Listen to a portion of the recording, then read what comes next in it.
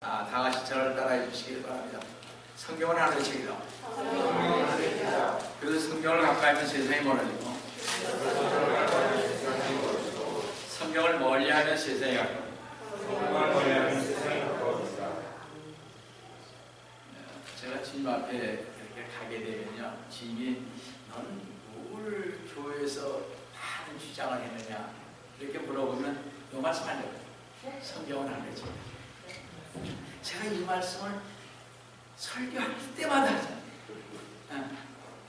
성경을 가까이 하면 세상이 멀어지지 않습니까? 그렇죠? 성경을 멀리하면 세상이 가까워지죠. 왜냐면 세상적으로 사는 거니까. 성경을 안 보면 세상적으로 살게 보이죠. 제가 이것을 지금 제가 매주 이걸 했지 않아요. 이렇게 말씀드리죠. 자, 오늘도 주님 안에서 여러분과 함께 은혜의 말씀을 나누려고 하는 것은 아까 본독 올린 김재임 설교 마태복음 16장 13절에서 20절로서 하나님께서 인간을 위해 주신 유일한 구원의 길 9번째 천국 열쇠라는 제목으로 오늘 이 시간 은혜를 나누려고 합니다. 성도는 제가 질문하겠습니다. 이건 무엇입니까? 예, 열쇠죠, 그죠? 여기 오래 살다 보니까 전부 다 키라고 그러네요. 그죠? 한국말은 열쇠죠. 여러분이 잘 아시는 열쇠입니다. 이 열쇠는 우리에게 없어서는 안 된 참 편리하고 좋은 것입니다. 문이 잠겨 있을 때 참 답답하면 이루 말할 수가 없습니다. 특히 차를 몰고 다운타운에 갔는데 볼일을 보고 나서 창문을 열려고 하니 차에서 어디로 가는지 없습니다. 한참 열쇠를 찾다 보니 어떻게 차 안에 두고 내려져. 차 안을 들여다보면서 어떻게 하면 열지? 저 열쇠만 있으면 바로 열 수가 있을 때 차에 문을 부수고 열자니 그렇고 혹 AAA에 연락하여 오는데 시간이 걸려요. 혹시 경찰차가 지나가면 도움을 요청하려고 하나 또 그럴 때는 경찰차도 지나가지 않습니다. 여러분 아시죠? 저는 경찰차를 한 적이 있어요. 시내에서. 그래서 경찰차가 마지막에 불렀어요. 근데 그 사람들도 열고 갖고 다니잖아요. 해줘요. 못하면 AAA를 그렇게 해요. 시간 없는데 얼마나 답답한지 알 수 없습니다. 근데 제가 한 번은요, 시내에 정말 해놓고 시동을 켜놓고 그냥 간 거예요. 그래도 옛날이라서 그거 차는 안 가져갔더라고요. 근데 문은 잠겼죠. 이럴 수가 있네. 시동 걸려서 거의 한 30, 40분 갔다 왔는데 그래도 경찰이 마침 지나가세요. 그거 보고 열어달라는데 원래 열어줘. 옛날 차는요, 이렇게 좀 얇고 요즘 차는 안 되지만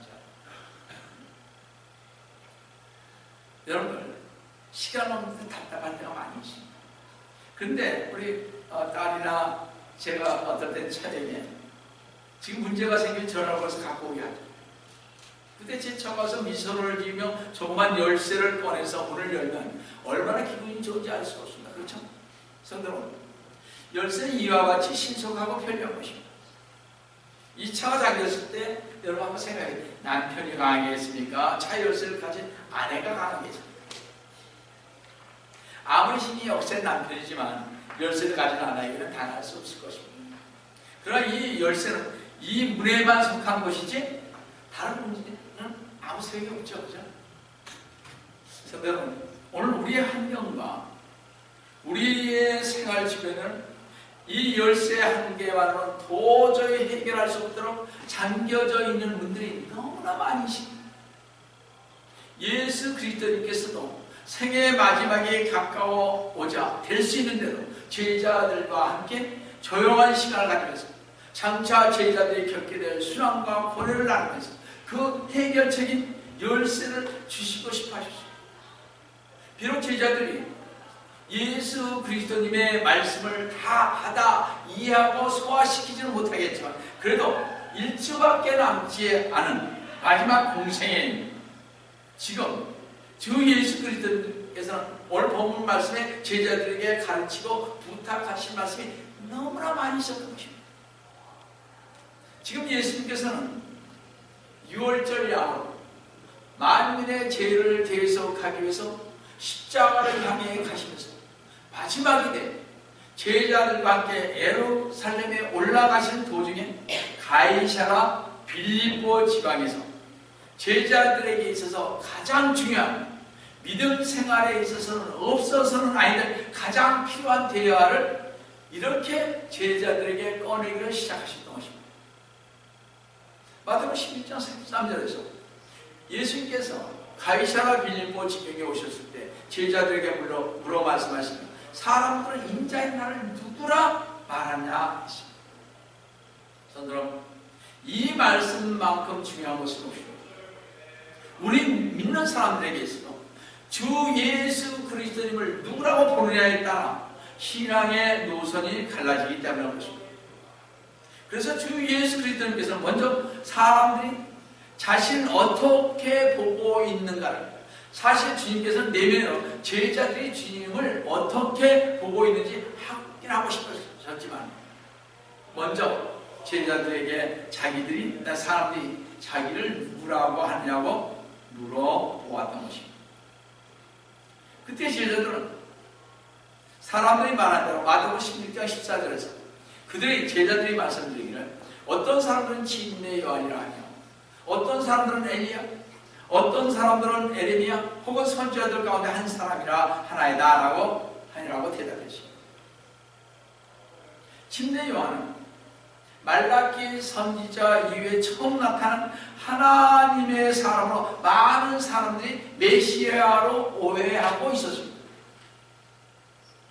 침례인 요한이 침례를 베푸고 누가복음 3장 3절에서 회개가 천국이 가까웠다고 외치며 죄들을 사함받은 것으로 회개의 침례를 접하니 많은 군인들이요 침례인 요한을 따르면서 누가복음 3장 15절에서 모든 사람이 그들 마음속에 침례인 요한에 관하여 침례인 요한이 그리스도가 아닌가라고 하면서 많은 사람들의 가슴에 참 하나님의 사람으로 기억되고 있었던 것입니다.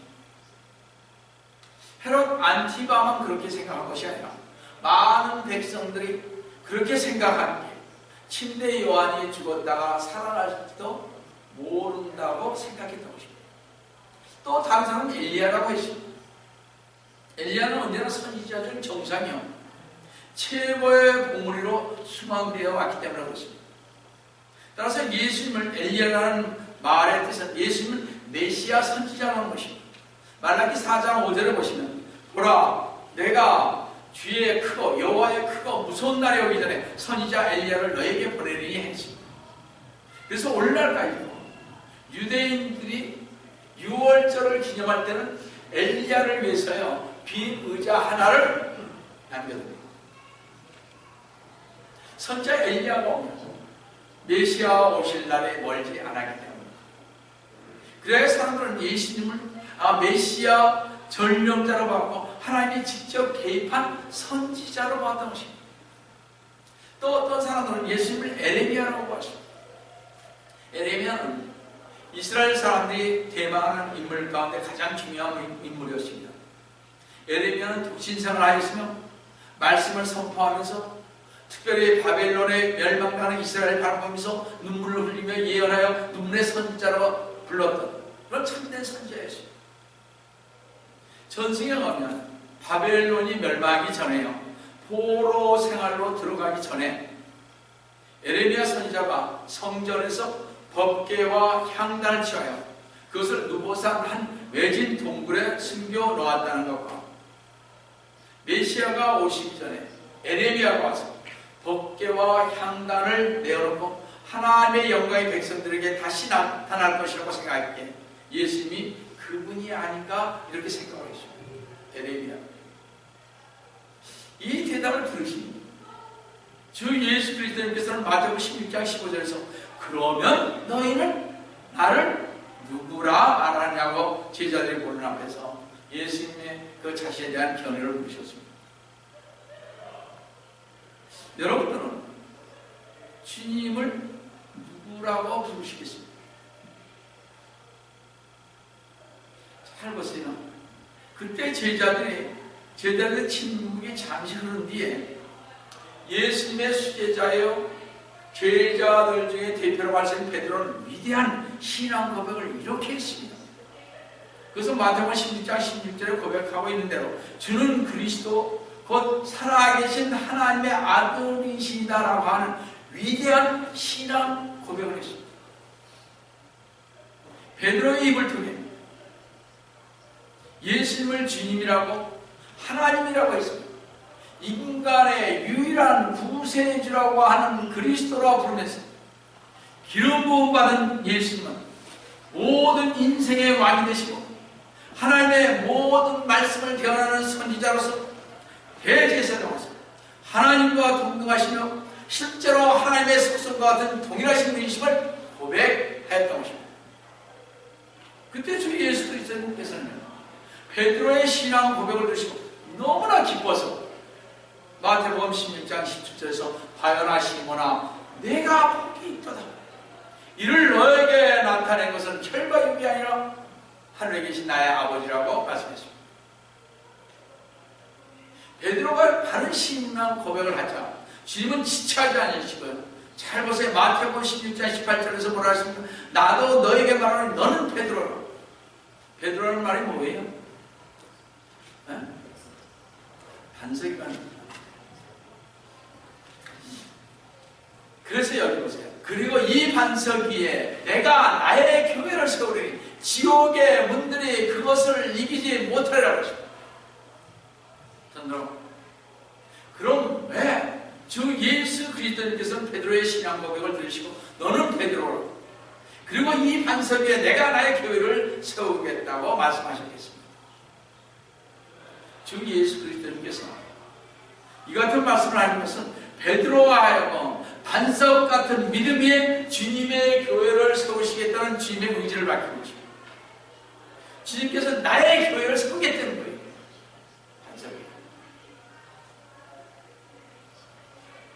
주 예수 그리스도께서는 시몬 베드로의 이 위대한 신앙 고백을 받으시고 시몬을 반석이라는 뜻의 게바 혹은 베드로라는 이름으로 그 이름을 개명해 주셨습니다. 이스라엘 사람들은 사람의 이름을 짓는 데 있어서 부르기 좋은 대로 이름을 짓는 것이 아니라 이름의 의미에 부합한 사람이 되는 뜻에서 이름을 지어줬죠. 우리 전부 다 우리 한국 사람들도 그렇습니다. 중국 분들도 그렇습니다. 일본 사람들도 그렇습니다. 근데 요즘 와서 젊은이들이 이름 부르기 좋은 이름을 자꾸 부릅니다. 뜻도 없이. 별로 뜻이 없어요. 잘 보세요. 바로의 공주는 모세를 나일강 하우스에서 살려내고는 건져냈다는 이름으로 그런 의미로 모세라는 이름을 불러줬던 것입니다. 그래서 모세는 장성하여 자기 이름의 뜻대로 이집트에서 종살이하며 죽어가는 자기 동족을 건져내는 출애굽의 역사를 이루었습니다. 언제하면 올해 모세에 관한 최근의 영화에 한번 보겠습니다. 예수님께서도 육신의 부모인 요셉과 마리아에게 주의 천사가 현명하여 이른대로 자기 백성을 저희 죄에서 구원할 자라는 의미의 예수라는 이름을 지어줄 때 예수님 자라서 어떻게 했어요? 만민을 죄에서 구원해 주신 메시아가 됐던 것입니다. 예수라는 이름이 뭐예요? 만민을 죄에서 구원해 주신 메시아라는 뜻입니다. 구원이라는 뜻이죠. 이처럼 이름이 가지는 의미는 특별하고 이스라엘 사람들에게는 그 이름에 합당한 삶을 살기를 기대했던 것입니다. 예수님께서도 시몬을 위해 새 이름을 지어주신 것은 베드로 즉 반석 같은 사람이 되어 주님의 교회를 세우라는 당부이기도 한 것입니다. 저희들을 왜 불러주셨어요? 여러분과 저를 왜 불러주셨습니까? 그냥 말씀 듣고 잘 공부하고 가라 이렇게 해서 불러준 거 아니잖아요. 그렇죠?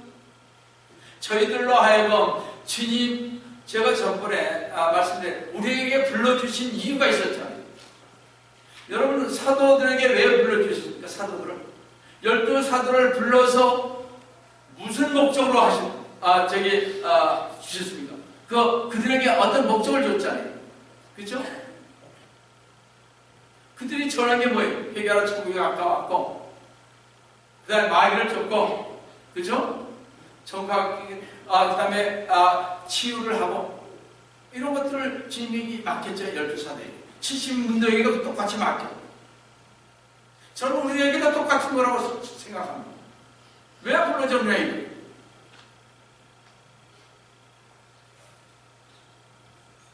예수 그리스도님은 고기나 잡고 사는 어부가 아니라 이제는 사람을 낚는 전도자, 또 장차 이 땅에 세워질 주님의 교회는 반석 같은 믿음의 기초 위에 세우겠다고 말씀하신 것입니다. 누구에게?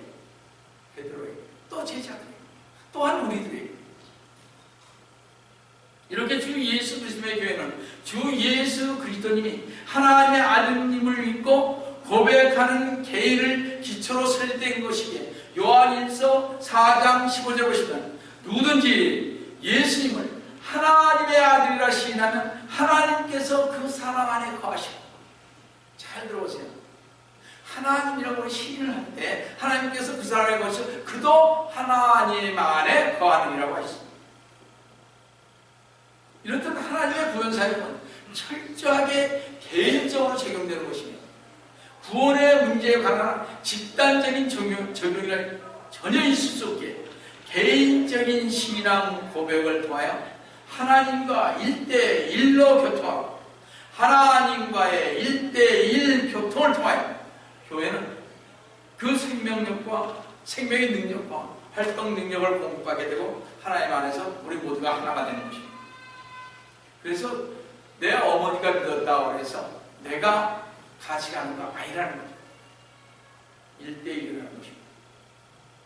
그래서 성도 여러분, 기독교 신앙은 고백의 신앙이요, 교회는 주 예수 그리스도를 구주로 고백하는 모임이기에 축복이며 은혜인 것입니다.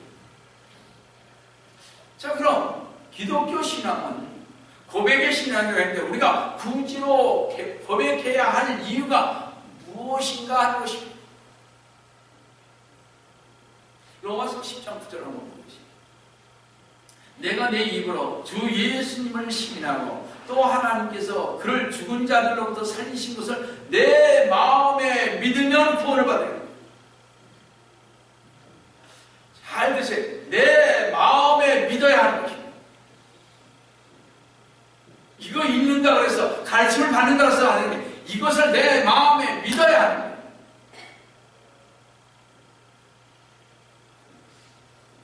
여기서 사도 바울이 말하는 구원의 조건은 주 예수 그리스도를 구주로 고백하고 뭐에 죽은 자들로부터 살리신다고 했잖아요. 주님의 부활을 믿는 것입니다.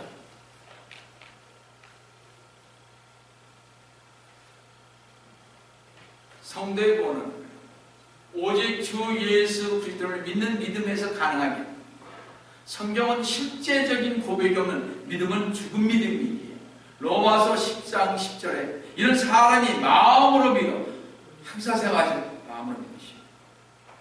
아, 이거 하나님의 써있어 글자로 그렇게 믿으시면 알게 됩니다. 내 마음이 와요. 아, 그 좀 나를 위해서 주십시오. 십자가에서 나를 위해서 주십시오. 나 같은 죄를 위해서 주십시오. 이러한 믿음이 이 속에 와야 되는 거예요. 마음에 와요.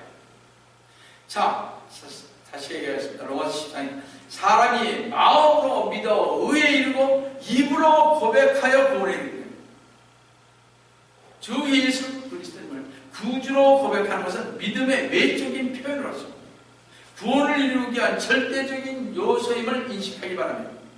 반드시 고백하셔야 돼요.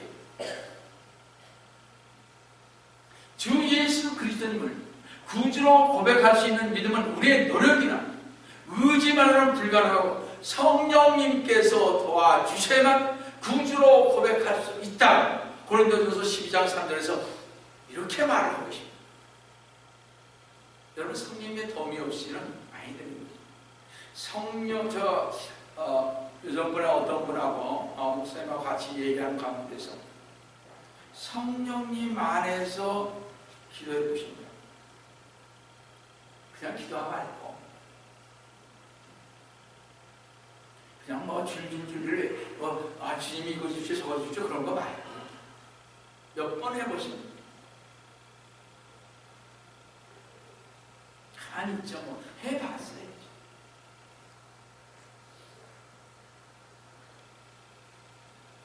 잘 보세요. 골로새서 10장 3절 한번 보겠습니다. 그래서 제가 어떨 때 이제 좀 답답할 때가 많아요.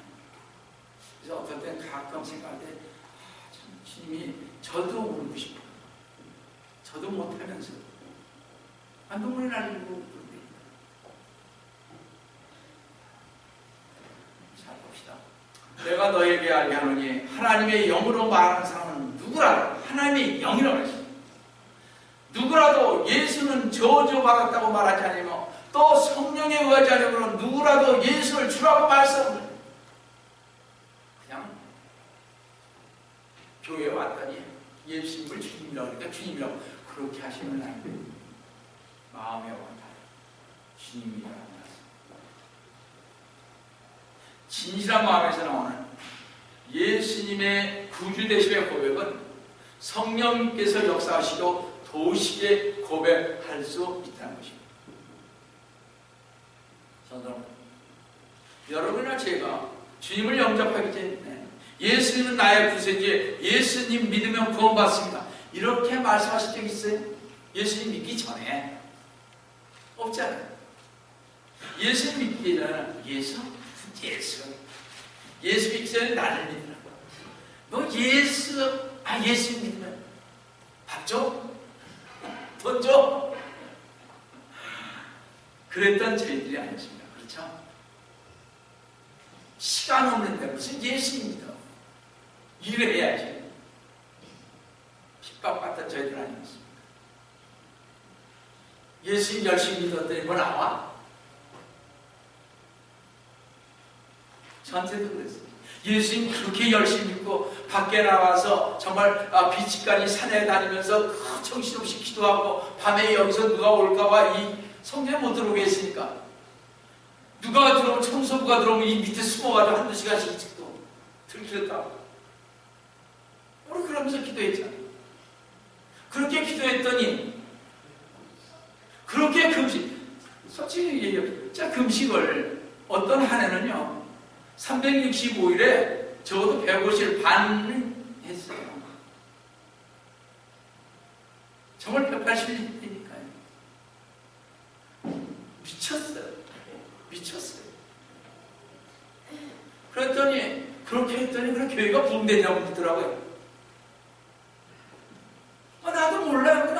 나는 주님한테 했어요. 뭐 대가를 받아서 한 건 아니에요. 내가 잘못한 게 많으니까. 죄가 많으니까. 내가 죄가 많으니까 우리 교회가 안 되라고. 지금도 그 생각이에요. 내가 참 바보같이 사니까 교인들이 나가요. 그 생각이 있어요. 근데요, 그래도 저는 지금 예수 믿고 나서부터 어떻게 해요? 예수 그리스도님은 나의 구세주시. 살아 역사하시는 하나님의 아들이라고 신하면서 예수님 믿으세요. 예수님 믿으셔야 합니다. 전도하고 믿지 않는 사람들에게 전도하지 않았습니다. 우리 그렇게 하잖아요. 믿지 않는 사람들 보면 불쌍하고 가련한 마음이 들지 않습니까? 성도?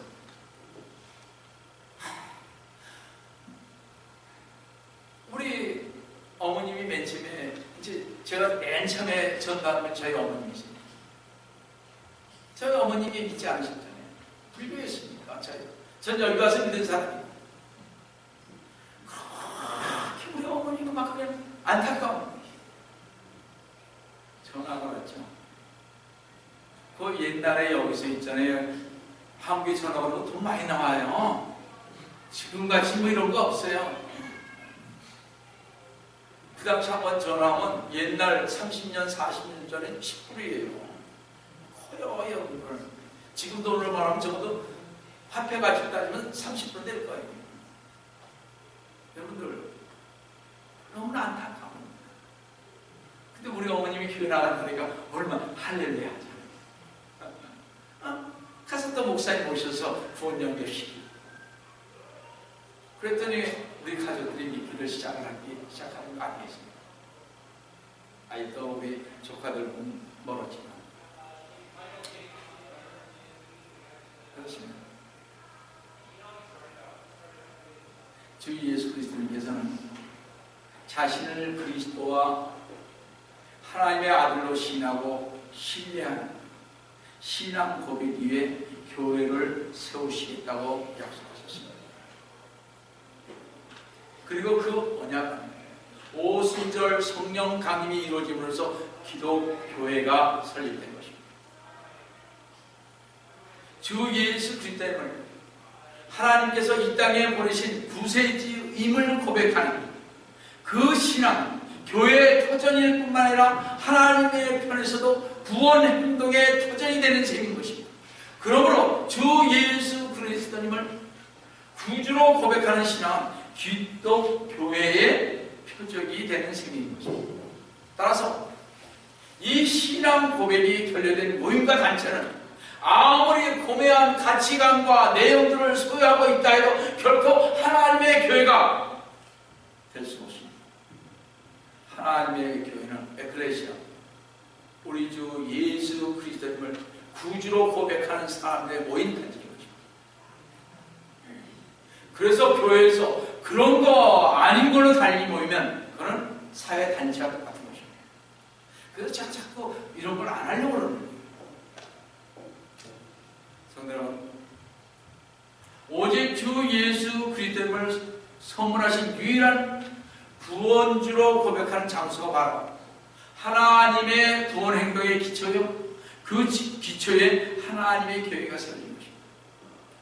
에베소 2장 2절 잘 보세요. 너희는 사도들과 선지자들의 기초 위에 세워졌으며 예수 그리스도님께서 친히 귀중한 모퉁이돌이 되셨다고 했습니다. 사도들과 선지자들의 기초 위에 교회가 존재한다는 의미인데, 이 말씀 다시 바꿔 말씀드렸습니다. 사도들과 선지자들의 신앙 고백적 삶의 경험 위에 기독교회가 세워졌다는 말씀입니다. 여러분, 교회는 주 예수 그리스도님을 구주와 하나님으로 섬기기 위하여 눈물과 피와 땀을 흘린 사도들과 신앙의 선진들의 신앙 고백적인 삶 위에 세워졌습니다. 그 사도들과 앞서가신 신앙 선진들은 신앙을 지키고 그 신앙을 우리 후진들에게 전수하기 위해 말할 수 없는 고난과 고통을 겪었으며 희생적인 삶을 마다하지 않고 고난의 길을 걸어가십니다. 우리 여기 앞에 계신 우리 피러 임 목사님도 그 오랜 동안 주님을 위해서 헌신하고 있지 않습니까? 지금도 그 연세에 어떻게 나가서 그 연세 많은 분들을 위로하고 복음 전하고 계시잖아요. 왜 그렇게 하겠어요, 우리? 그렇지 않아요. 따라서 우리 시온선 침례교회는요, 눈물과 피와 땀을 흘린 사도들과 신앙의 선진들의 신앙 고백적 삶에 세워진 교회, 이민교회로서 이 샌프란시스코에서 감당해야 할 시대적, 역사적, 사회의 의식을 감당하기 위해 세워진 교회요.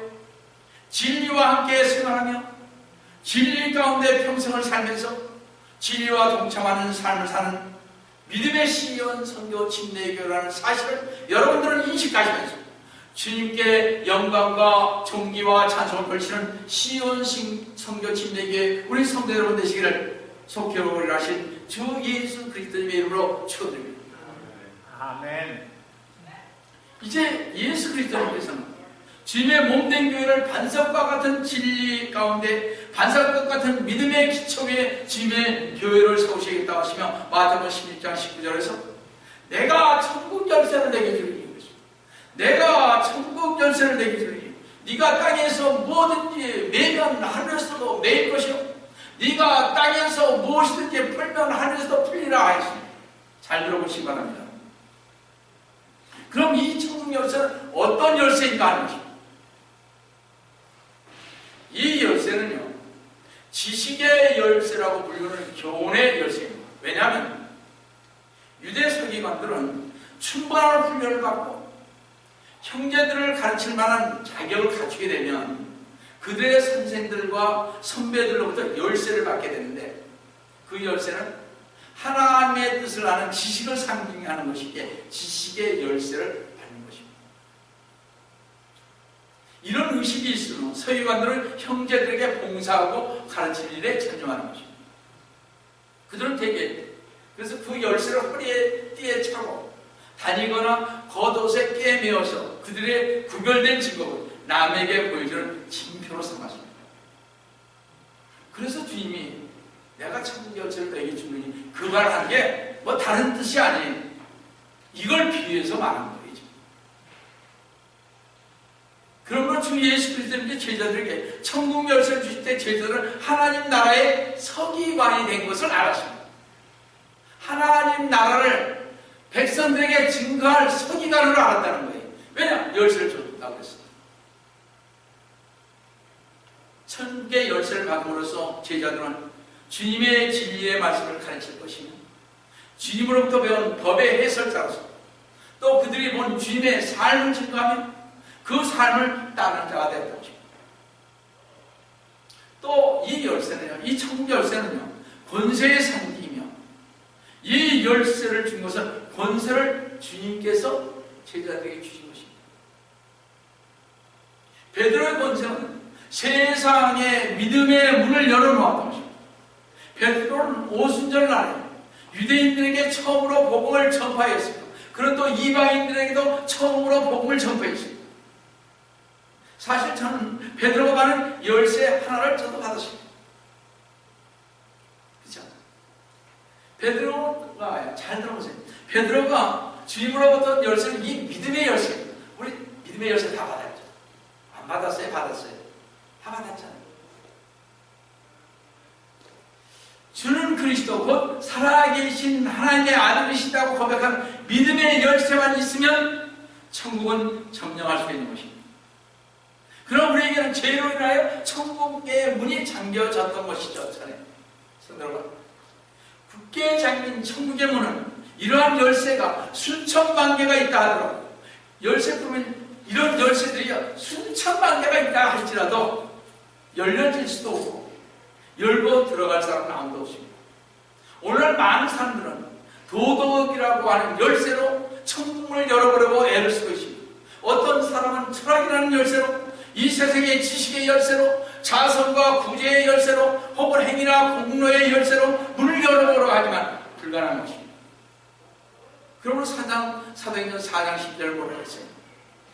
다른 이에게는 구원이 없나니 이는 하늘 아래서 우리에게 구원을 받을 수 있는 다른 이름을 인간에게 주신 것이 없다고 하십니다.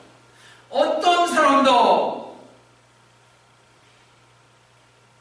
주님에게 열쇠를 받으려면 우리 주 예수 그리스도님을 고백할 수 있는 그런 사람만이 받을 수 있습니다. 이 세상 어떠한 이름으로도 안 있는 것입니다. 믿음의 열쇠만 가지고 있으면 천국의 문을 손쉽게 열고 들어갈 수 있습니다. 믿음의 열쇠는 이렇게 해도 위력이 강하고 엘리야는 이 믿음 있는 기도로 하늘문을 닫아 잠그기도 하고 다시 열기도 한 것입니다. 전능하신 하나님께서 굳게 잠겨버린 문을 그 누구의 힘으로 열 수가 있겠습니다. 다만 하나님께서 허용하신 예수 그리스도님을 믿는 믿음의 열쇠로만이 가능한 것입니다. 바쁜 삶 속의 상 여러분, 우리는 험악한 이 세상에 살고 있습니다.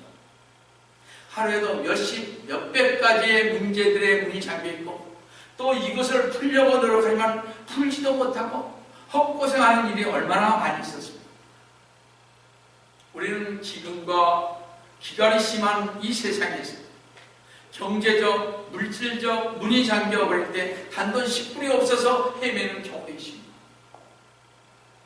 또 친구 이익간에 교제의 문이 잠겨서 때로는 정말 부모 부양 문제로, 자녀 교육 문제로, 자녀 진학 문제로, 직장 문제, 사업 문제 등등 수백 가지의 문이 잠겨 있어서 잠을 못 이루고 밥을 먹어도 소화가 안 되고 고통도 당해보고 물어도 보고 가슴도 쳐보고 한숨도 치러보고 애를 볼 때가 얼마나 많이 있었습니다. 이렇게 복잡하게 이렇게 문제문을 이 열쇠로는 도저히 우리가 가지고 있는 이 세상적인 이 열쇠로는요 도저히 해결할 수가 없는 것입니다. 여러분, 이 해결책은 다만 믿음의 열쇠만이 절대적인 해결책입니다. 그러므로 마가복음 9장 24절에 잘 들으세요. 이건 다 하는 얘기입니다. 네가 믿을 수만 있다면 믿는 사람에게는 모든 것이 가능하느니라고 주님 말씀하셨습니다. 믿음의 열쇠는 이렇게 위력한 강력한 것이기에 예수 그리스도님께서는 겨자씨만한 믿음이라도 가져보라고 제자들에게 요구하지 않았습니다.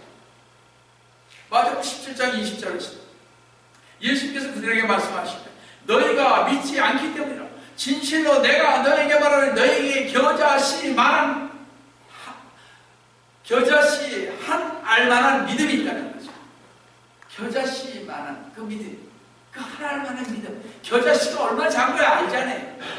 우리가 뭐 믿음이 있다고 해서 얼마나 믿음이 있을까요? 자 보세요. 믿음이 있다면 너희가 이 산에서 말하여 여기서 저기 옮겨져라 하면 옮겨질 것이요 또 너희에게 불가능한 것이 전혀 없는 것이라고 하시면서 말씀하십니다. 제가 그러니까 여러분한테 잠깐 얘기했지만 저 바닷가에서 기도할 때요 몽디들 왜 나가고 못하나? 지금 이 시대에 왜 영어기를 못하냐? 그리고 어떻게 바닷물을 처음 없죠? 시험이 아니에요. 이거는 내 믿음이 없어서 못하는 거죠. 그렇지 않습니까? 여러분 저기 저는 주님이 이렇게 걸어가실 때 무리를 걸어가셨잖아요. 바닷물을. 근데 바닷물에는 들어가 보니까 전혀 안 되는 거예요. 해봤어요. 나는 믿음이 겨자씨 믿음만 없구나. 제가 하나 깨달은 게 그거였습니다. 얼마나 믿음이 좋은데 우리가 잘난 척 할 것도 없어요. 우리 잘 믿는다고. 겨자씨만한 믿음도 없네. 안 그래요?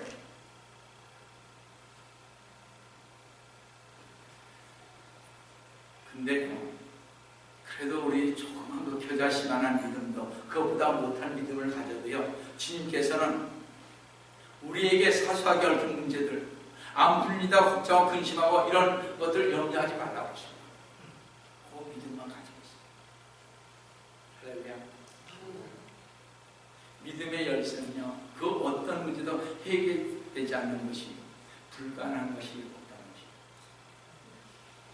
나중에 잘 보세요. 저 우리 교회 잘 되기 위해서 벌써 20여 년을 해왔잖아요. 아직도 믿고 갑니다. 낙심되고 왜 안 되냐? 믿음이 아직 없습니까? 오직 계신 제가 하나님 앞에 불시적했어요. 산에서 한 번 영옥이라는 이름을 들었어요. 제가 가지고 있잖아요. 불러주니까 지금도 가능합니다. 내 말을 하늘에서 천둥 치듯이 야와 했던 한번 들어보세요. 표상이지. 우리 전사님 옆에서 기도할 때 전사님 무슨 소리 못 들었어요. 제가 그렇게 가서 너무나 그렇게. 그래서 지금까지 주님은 반드시 사랑하신 거야. 이 영혼. 분명히 주님께서 저에게 양떼를 먹이라. 내 양떼를 먹이라. 그래서 제가 신학교 간 겁니다. 그래서 목사입니다. 왜? 이런 때가 있었습니다. 더 이상 얘기합니다. 자, 우리 거기 마치겠습니다. 히브리서 11장 33절 34절을 보겠습니다. 잘 보세요.